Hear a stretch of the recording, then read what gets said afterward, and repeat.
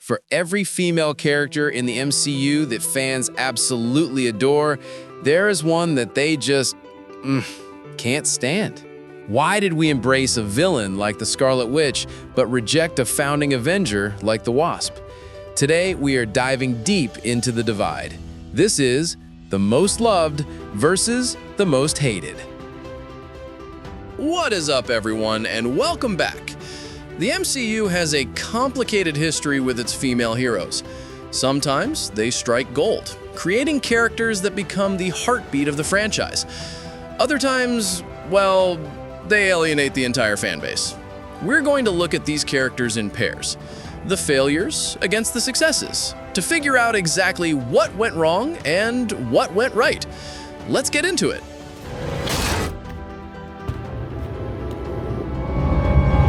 Let's start with a character who had everything going for her, until she didn't, the Wasp.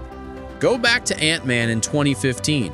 Hope Van Dyne had sharp dialogue, a strong presence, and real, palpable tension with her father, Hank Pym. She felt like a layered character. But when she finally put on the suit and became the Wasp, something strange happened. Her personality just disappeared. Instead of stepping into the spotlight, she was constantly pushed to the sideline. And it wasn't just the movies. We have to talk about the off-screen drama. Evangeline Lilly, the actress herself, fueled a lot of the backlash. During the pandemic, her controversial comments about lockdowns and vaccines instantly soured her reputation among Marvel fans. Suddenly, the dislike for the actress bled into the reception of the character. By the time Quantumania released, the Wasp had become one of the most forgettable leads in the entire MCU. Fans felt she added nothing to the story. Her arc went nowhere. She went from a future MCU star to a source of frustration. A perfect example of how a character can be sidelined into irrelevance. Out of the way! Mom! What are you doing? But on the other end of the spectrum, we have a character who didn't just survive the chaos of the MCU, she became its heartbeat. Wanda Maximoff, the Scarlet Witch. When she first appeared in Age of Ultron, she was basically a side character. But from the second Elizabeth Olsen stepped on screen, fans connected with her. She wasn't perfect. She was broken, damaged, and vulnerable. But she was powerful and brave in a way that felt real. Through Civil War and Infinity War, she grew into one of the most compelling heroes. Her romance with Vision gave her depth, and her grief in WandaVision, that turned her into one of the most layered characters in Marvel history. But here is the wild part. Even when she went full villain in Doctor Strange and the Multiverse of Madness, fans didn't abandon her. They rooted for her. They understood her pain. That is rare. A character so loved that even at her lowest, she had the audience on her side. Scarlet Witch is the gold standard.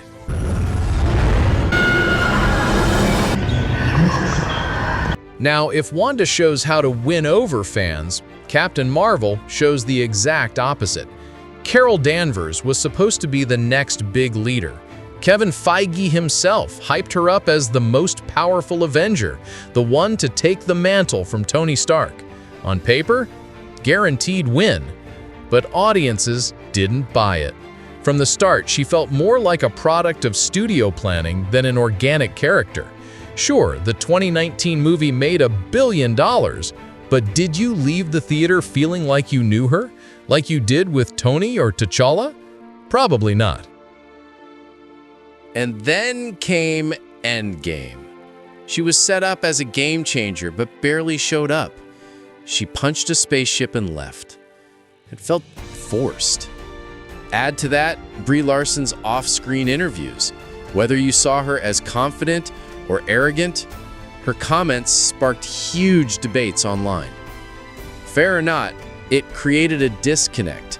If Carol Danvers felt like a hero Marvel was forcing on us, our next character is the antidote. Hold that thought. Yelena Belova, She wasn't pushed as the face of the franchise, yet she won fans over instantly. From her first scene in Black Widow, audiences locked onto her mix of sarcasm, vulnerability, and lethal skill. She wasn't just Natasha's replacement, she was Yelena. What made her click?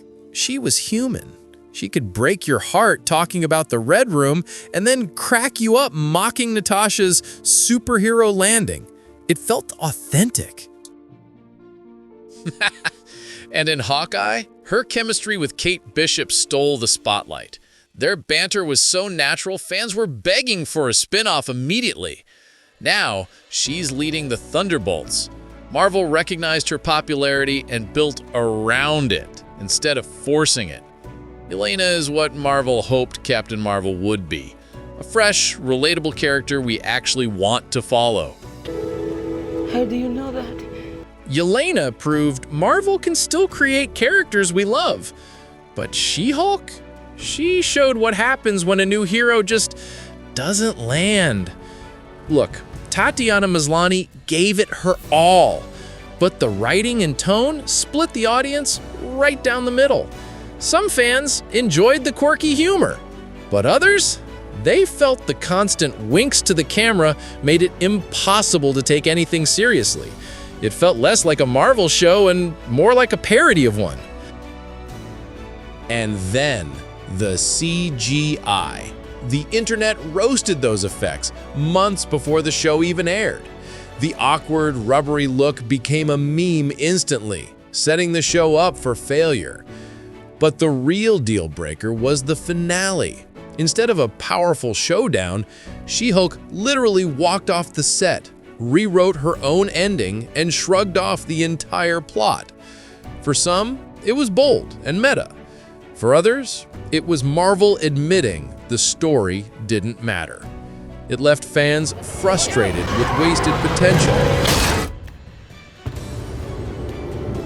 If She-Hulk left fans frustrated, Sue Storm is shaping up to be the complete opposite. She isn't just another hero, she is one of Marvel's most iconic leaders. Unlike some characters written as sidekicks, Sue drives the Fantastic Four forward. She's the glue. She manages Reed's obsession, guides Johnny's recklessness, and serves as the heart of Marvel's first family. And with Vanessa Kirby bringing her to life in the Fantastic Four First Steps, the excitement is genuine. Kirby can play commanding, layered characters. Marvel clearly wants Sue to shine, not just with force fields, but with resilience and wisdom. In a franchise desperate for strong, authentic female leaders, Sue Storm might finally be the answer we've been waiting for. Not stressed. But then, you look at Gaia from Secret Invasion. It feels like Marvel tried to give her everything and ended up giving her nothing. On paper, she had a great setup. Talos' daughter, caught in a Skrull war, a perfect chance to explore identity and loyalty. But the execution? Completely wasted. The breaking point was that finale. Gaia absorbed the DNA of nearly every Avenger to become a super Skrull. Overnight, she went from a background character to one of the most overpowered beings in the MCU. Hulk's strength, Captain Marvel's powers, she had them all. But fans were frustrated, not because she was strong, but because she was hollow. It was unearned spectacle without substance.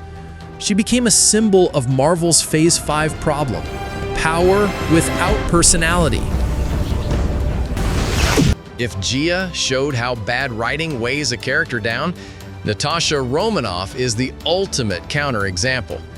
She didn't start with a solo movie. She didn't have godlike powers. Yet she became one of the most beloved figures in the entire MCU. From Iron Hand 2, Scarlett Johansson brought elegance, danger, and quiet humanity. She wasn't invincible. She was just human, relying on skill, strategy, and sheer determination. That made her victories mean more. Whether fighting aliens or standing toe-to-toe with gods, she earned her place. And her journey gave us something rare, genuine sacrifice. Her death on Vormir wasn't just a plot point, it was the culmination of years of redemption. The pain fans felt proved just how much she mattered. Natasha Romanoff is Marvel at its best, a fully realized arc ending in sacrifice and legacy. That's really gross. But then there's Taskmaster, a character who had everything going for her on paper and ended up as one of the MCU's biggest wasted opportunities. In the comics, Taskmaster is terrifying, a mercenary who mimics any fighting style. Imagine a villain using Cap's shield work or Hawkeye's aim against them. But Black Widow flipped the script in the worst way. She was reduced to a silent enforcer with no personality. The reveal that she was merely a mind-controlled daughter felt like an afterthought. And it didn't get better.